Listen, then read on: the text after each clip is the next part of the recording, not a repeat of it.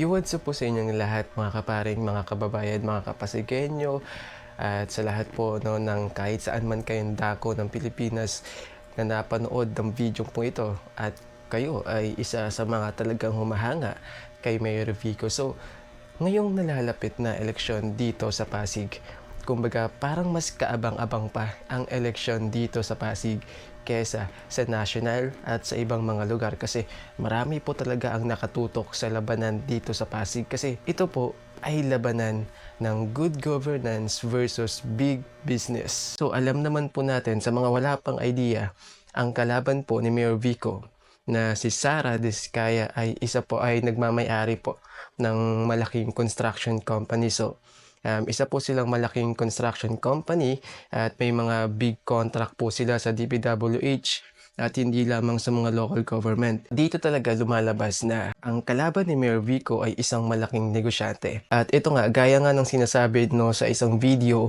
na inilabas ng Rappler kung saan ay sinabi niya nga dito talaga yung punot dulo, alitan o away sa pagitan ni Mayor Vico at ang kanyang kalaban sa pagka-mayor. Ang pagkakaalam ko, yung video yun ay nung 2024 pa. So nag-file ng candidacy itong kalaban ni Mayor Vico dahil nga dun sa alitan nila. Sabi, hinaharas daw sila. Ganun. Kasi ang naging issue kasi dito, kung hindi ako nagkakamali is, nakapagpatayo na infrastructure. So naitayo na yung infrastructure pero wala pang permit. At doon kinompronta ni Mayor Vico. Later on, ipapakita ko po sa inyo yung video. 8 minutes video yata yon ng kompronta ni Mayor Vico at ng isa po ata sa mga tauhan no, nung kumpanyang yan. So ito po, papanoorin po natin yung video na sinasabi ko po sa inyo na dito po talaga nag-ugat ang lahat. No? Kaya nagkaroon ng away, bangayan, alitan sa pagitan ni Mayor Vico at ng kalaban niya sa politika na si Sara Diskaya, isang negosyante. Pag nag-bid kayo sa city, walang problema. Kayo manalo. Go, walang problema. Hindi kayo hinaharas, hindi kayo pinahirapan. Pero, nagtataka ako sa inyo. Kasi, di ba AAA kayo? Quad A, o hindi lang pala AAA. Quadruple A pala kayo. Kayo isa sa pinakamalaking contractor sa buong Pilipinas. Sa sarili ninyong syudad, hindi ko yung mga ng permit. Bakit gano'n? Ito, pare, anong permit niyan? Sir, Ano nga ang permit? building permit. Meron building permit. Ilang floors yung in-apply na yung building permit? For, Ilang floors yan, pare? sir, ito na rin for Ano una? Permit o construction? may permit na po. May building permit. So, kukuha ka ng permit na 4 floors, tapos magtatayo ka ng Hindi sir, Three, ito, four, boss, hindi yan 6 stories ba yan? 7? 5 lang po. Oh, pero yung permit Yung ko 4. sir, for ina-apply na namin yung pang So walang permit yung 5th floor niyan. Oh, malinaw sinasabi niya walang permit yung 5th floor. In-applyan nila 4 floors. Itong building pa lang po ito, hindi pa kasama itong mga to. Bakit ganun ang nangyari? Kasi ina-apply na po namin sir. Kaya, pare, compliance ka, dapat marunong ka. Ano una, permit o construction? Ano na una, permit o construction? Familiar ka sa building code? Compliance officer ka? Yes. Anong offense po yun? Di ba criminal offense yun? Oh, so, ngayon, kailangan ko kayo kasuhan, kundi hindi ko ginagawa trabaho ko. Ito, may permit na to, wala. Ongoing na po sir. Ito po. Ano una dapat, pare? Construction o permit? Permit po. Dito, ano na una? Construction o permit? Construction. Oo, malinaw Yun. Natumbok ni Mayor Vico. Makes sense, di ba? Bakit ka magtatayo ng gusali o bakit mo sisimulan yung construction nang wala pang permit? Ano to? Palakasan? Kahit sinong tatanungin mo, bago ka makapagpatayo, kahit nga malit na bahay nga lang, di ba? Kung magpapatayo ka, kailangan mo pa kumuha ng permit. Inong kailangan, di ba? Bakit sila magtatayo agad? Bakit nila sisimulan yung construction nang wala pang permit? Tapos, sabi nga niya, nakapag-apply na raw sila ng permit para dun sa 4th na floor. Pero ang problema, yung sa pang-5, walang permit. Kaya ngayon nga yung sinasabi ni Mayor Vico na tapos yung sa gilid pa nila, nasimulan na rin yung construction pero wala pang permit. So ano to? Lokohan? Hindi porket malaking kumpanya, di ba? Malaking construction company. Ganyan ang gagawin natin, aabusuhin natin, no? Yung patakaran na dapat naman talaga sinusunod natin yung batas. Na dapat, bago mo simulan yung construction, kumuha mo ng permit. 'Di ba? Yung mga maliliit nga nating kababayan kahit mga small business nga na sobrang liit ng kinikita, kumukuha muna ng permit. 'Di ba? Kahit nga maliit na establishmento yung tinatayo is kumukuha nga muna ng permit. Bilib na bilib ka rin talaga dito kay Mayor Vico kasi wala siyang pakialam kahit gaano pa kalaki ang makakabangga niya. Isa po itong malaking construction company. May mga malalaking kontrata po sila, hindi lamang po sa mga local government, kundi maging sa mga DPWH at sa halos sa buong Pilipinas po. No? Ito, kaya naman, hindi biro na makabangga ni Mayor Vico itong kumpanyang to. Na alam niyo na po kung sinong may-ari. Wala akong, di natin hinaharas doon. Lumalabag kayo sa batas. Sana makarating naman sa mga owner. Sino ba owner nito? Sir, Pacific siya.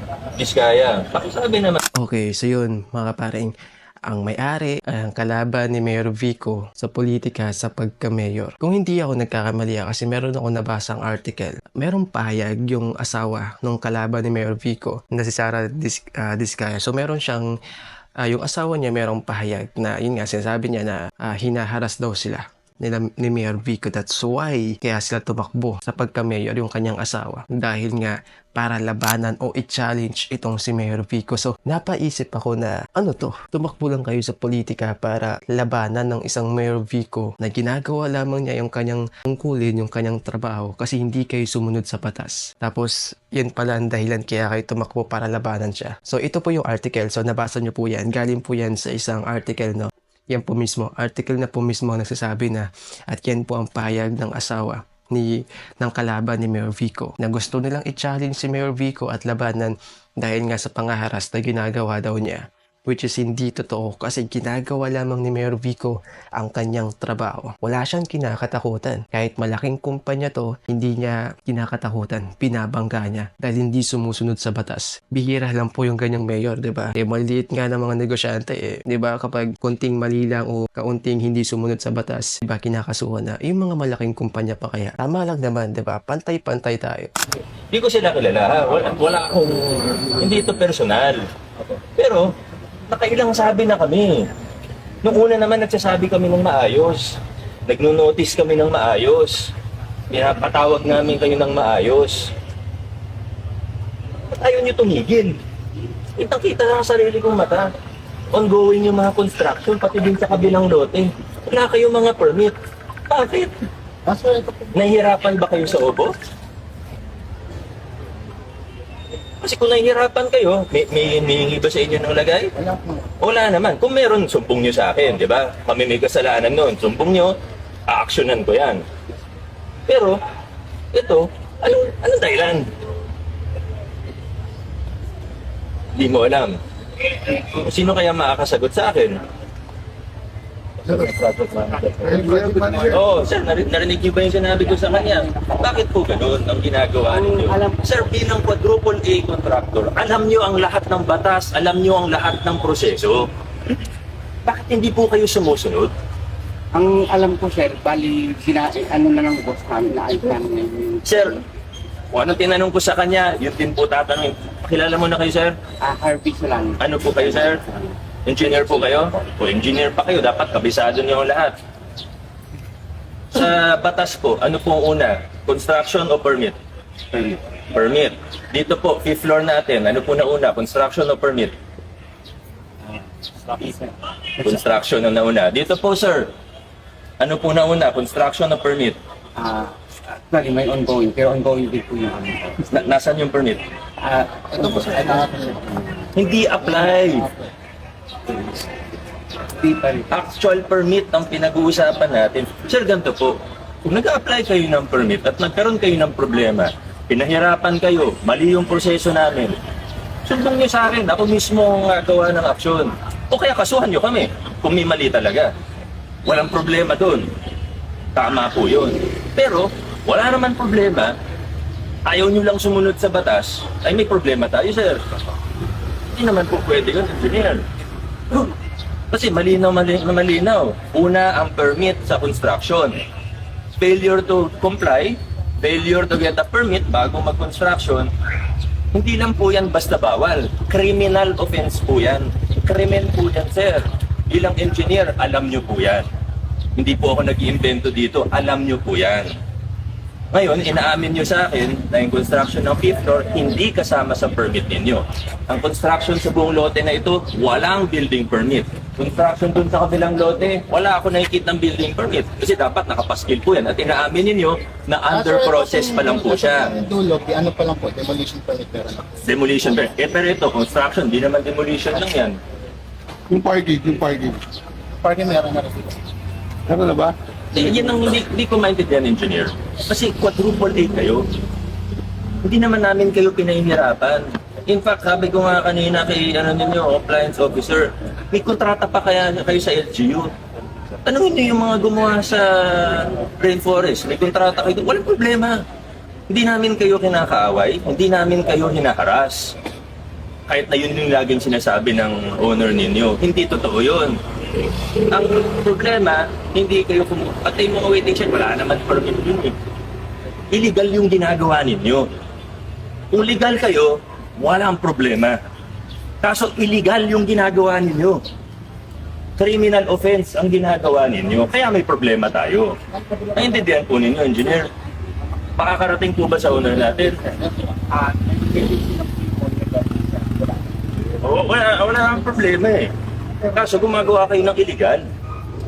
At hindi ko talaga maunawaan kasi bilang quadruple A contractor ko, bakit naman sa madaling i-comply, hindi nyo pa i-comply? Hindi ko maintindihan talaga. Ano kaya ang dahilan?